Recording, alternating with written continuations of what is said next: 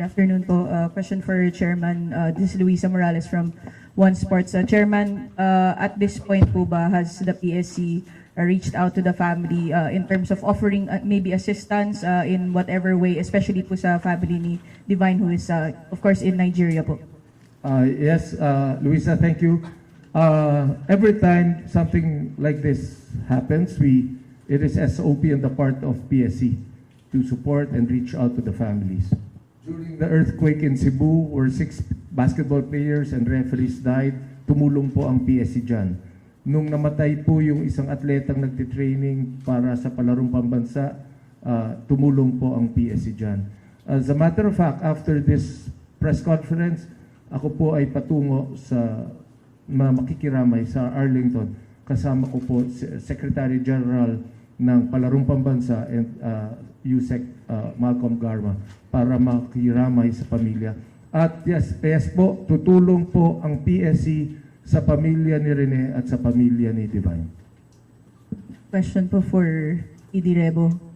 ED, on the part of the UAAP, are there any steps that the league is looking to make in the coming days, maybe finding or making an own investigation, or maybe can we expect some policy changes or maybe even sanctions following this incident? Luisa, we already did. In fact, yesterday we had the joint committee meeting scheduled, and President Mark Molina of FEU actually canceled some items and made this the first order of the day.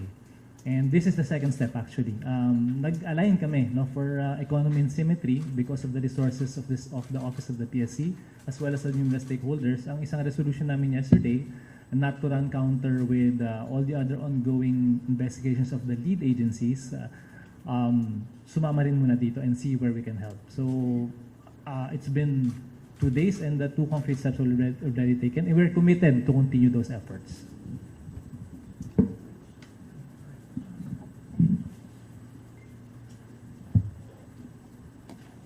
Paige Javier, ABS-CBN. ED Rebo, I know may ongoing investigation. Is the UAAP doing its own probe parallel to what's already ongoing?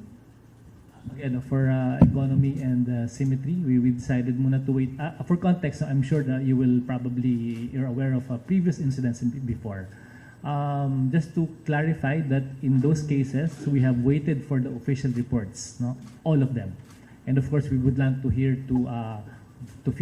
from the concerned parties as a part of elementary due process. And so, kahapon was organizational, today was also organizational, and meron naman kaming narating at may resolutions na intact. So yun muna po, masabuting mag-align muna tayo, wait for the reports, align with this panel.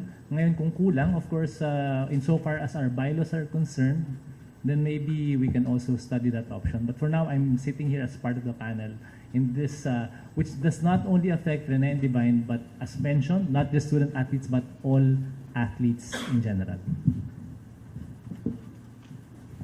Good afternoon po. This is Philip Batel of Rappler. My question po is for ED Rebo.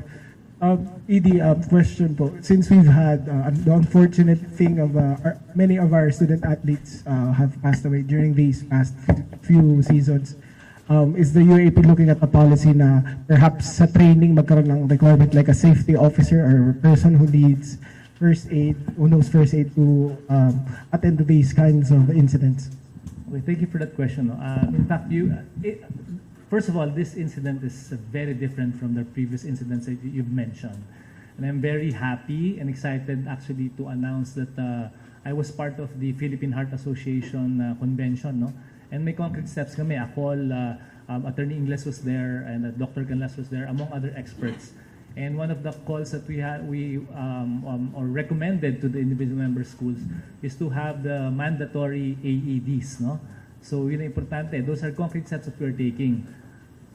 Not expecting that something like this would happen. So same thing, in terms of crafting these policies, you have to understand also that as an athletic association, we try to give reminders to our member schools. But ang talagang focus namin and the Office of the Executive Director is really in the holding of our events. So pag tayo nagpalaro, for sure meron dalawang AED. So yun ang primary focus. Not to dismiss yung off-school campus activities, but really yun muna ang pangangalagaan namin. Then again, yun nga, kaya nga po ang tanong kanina, what are their gaps and what are the existing policies kung pwedeng baguhin, tingnan natin kung kakayanin. At we appreciate the gesture of Chairman Pato. I think it is very important, friends, to understand yung role ng bawat isa rito. And I'd like to request Undersecretary Malcolm, who is also the Secretary General of Palarong Pambansa, to help explain the framework. Lalo na nag-mention tayo ng mga memorandum order and yung mga joint policies ng CHED and the DepEd. Thank you, Chairman Pato. Good afternoon to everyone.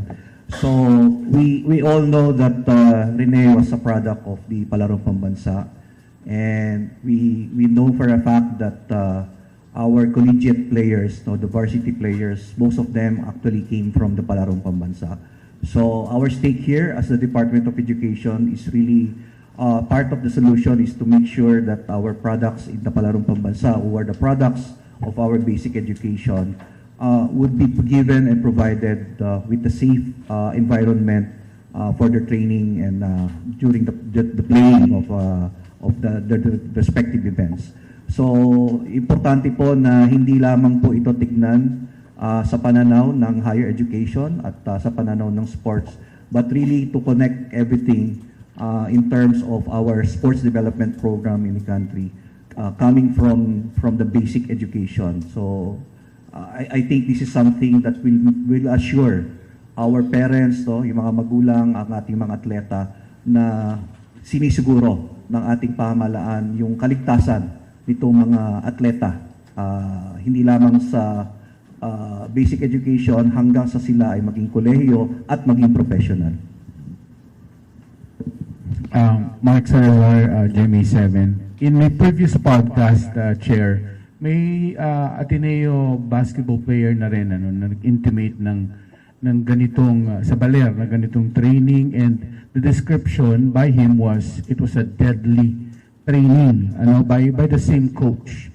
So ano po ang sense ng Sports Commission dito? Is this standard training? Is this standard coaching style? Hanggang saan lang? Kasi parang pang fraternity ang sabi nila ang style of training na ginawa in Baler, at of course itong nangyaring last incident that killed two players. Ano pong sense ng commission? Ang sense po ng commission dyan, definitely hindi po yan standard. Definitely wala po yan sa policy ng Philippine Sports Commission, and I'm sure wala sa policy yan ng UAAP, wala yan sa policy ng Palarong Pambansa, wala po sa policy yan ng kahit sinong NSA. That is maybe the philosophy of a program that is in place. That is their style and their prerogative. But having said that, what is important po is now we are given the opportunity to review